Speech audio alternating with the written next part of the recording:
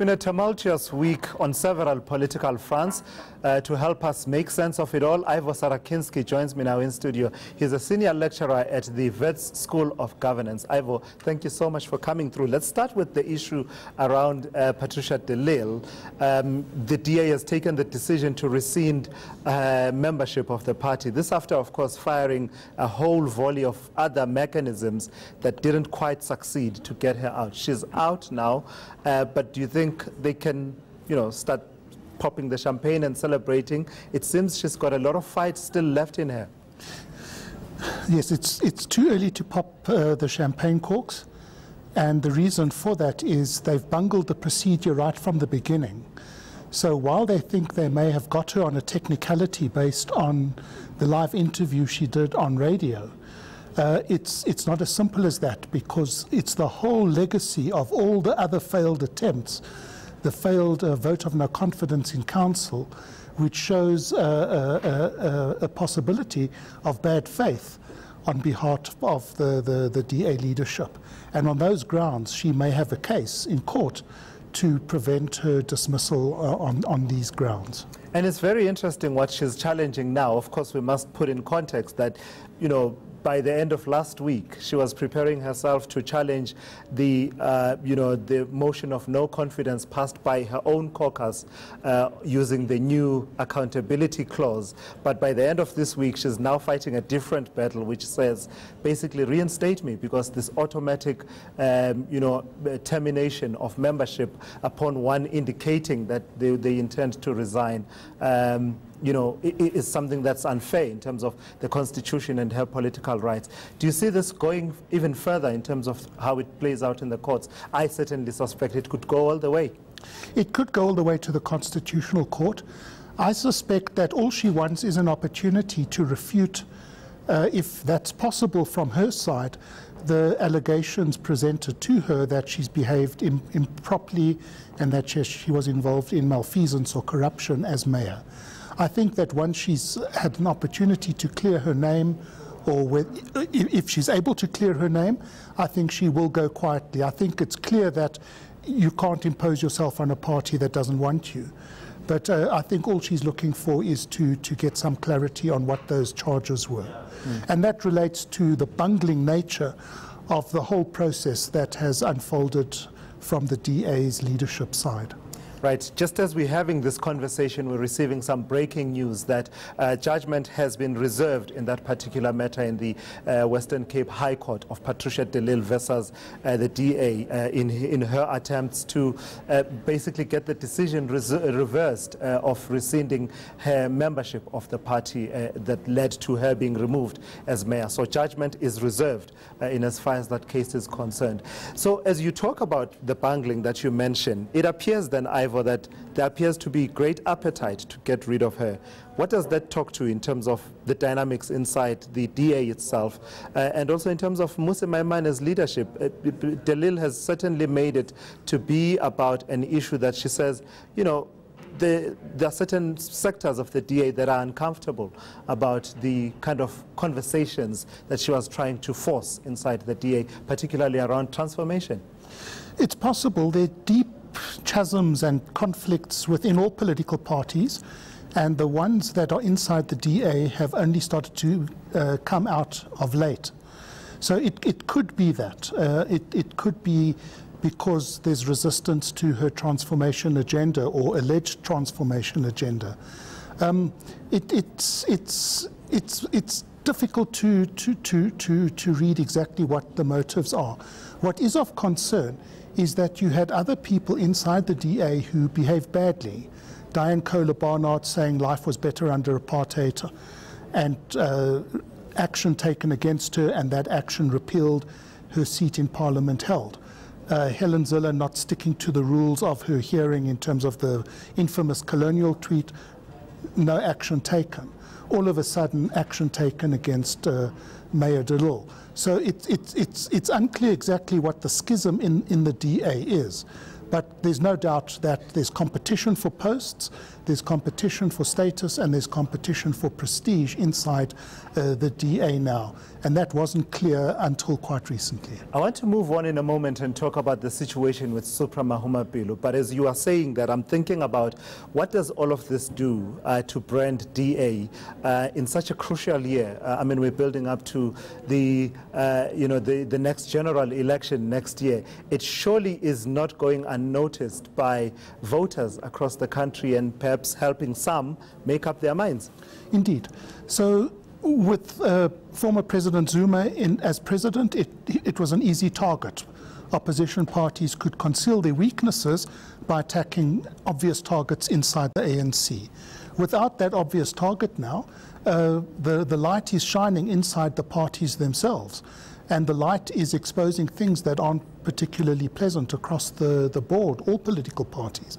And it's becoming very difficult for parties to camouflage their internal fights, their own dirty laundry now. And voters are watching.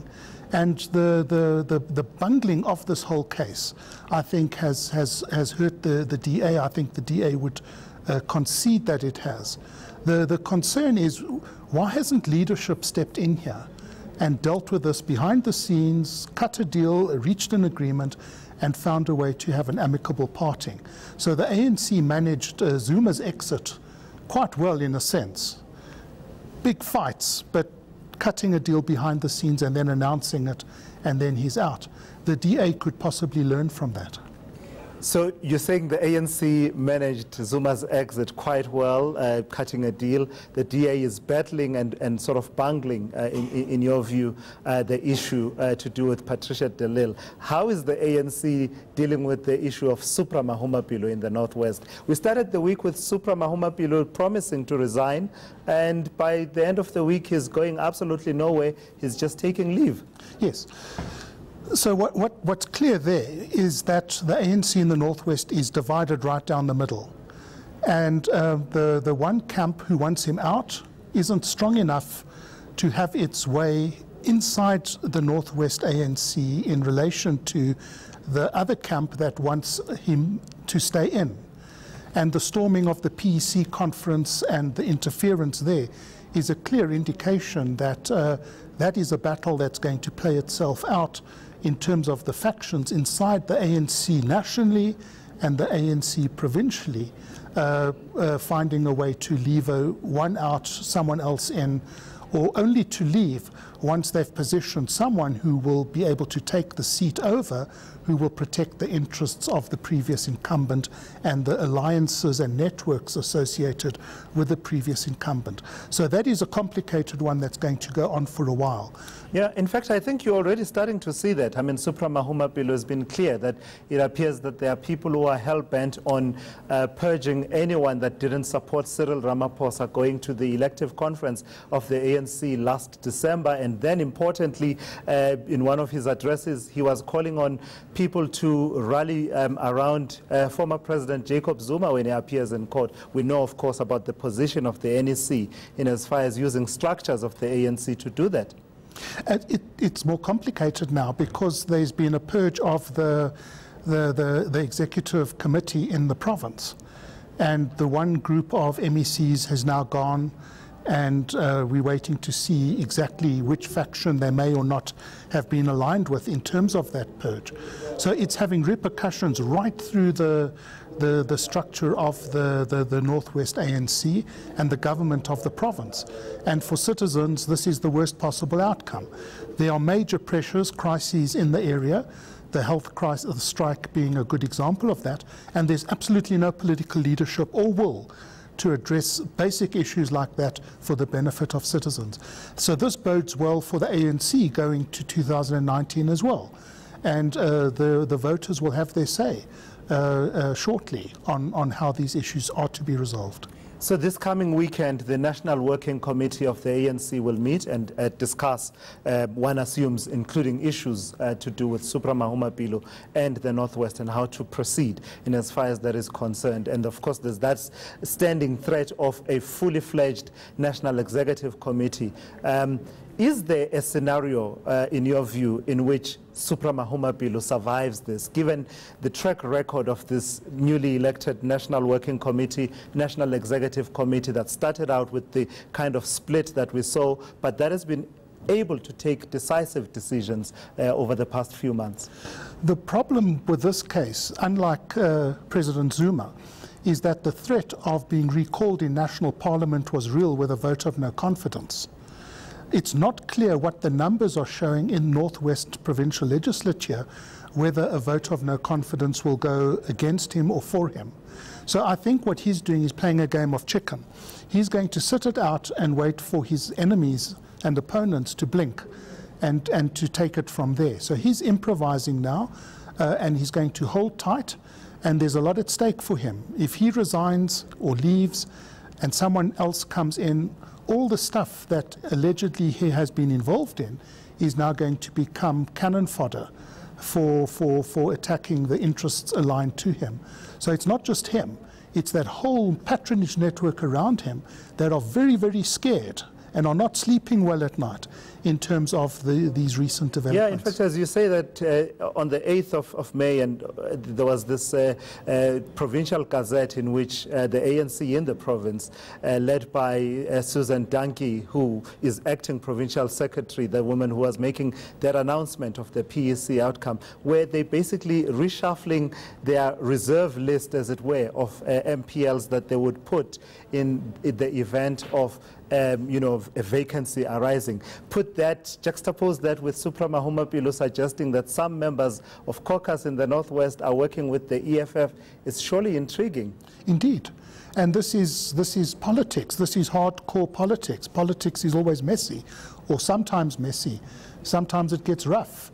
And we've seen that we're going through a tough phase in South Africa's political development, our trajectory. Across the board, parties are battling to come up with structures, policies, systems, approaches that stabilize situations and enable rational responses to what citizens want on the ground.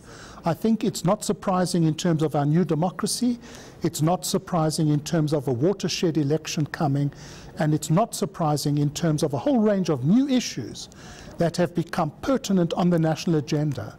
And this has rattled the cage of all the certainties in all the political parties across the board. The DA's flip-flopping, the ANC's flip-flopping, the EFF's flip-flopping as well. And this is a result of the general instability, the general political uncertainty, the dissatisfaction among citizens of how the political system is responding to their needs.